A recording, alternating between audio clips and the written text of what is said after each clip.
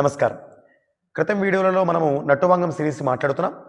అలాగే లఘువు, అనుధృతము, ధృతము, గురువు గురించి మాట్లాడాం. ఇప్పుడు మనం చెప్పుకోబోయేది ఫ్లుతము గురించి. ఫ్లుతము అనేది 3 లఘువుల కాలముగా ఉంటుంది. లఘువును ఆధారం చేసుకొని మాత్రమే ఇది ఉంటుంది.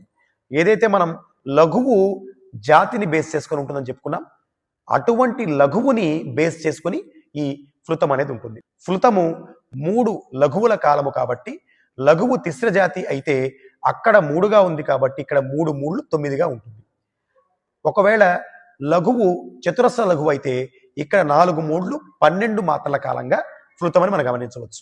కానీ ఈ మధ్య కాలంలో వస్తున్నటువంటి కంపోజిషన్స్ లో మనం ఎక్కడ కూడా ఫ్లుతమును ఆధారం చేసుకోము.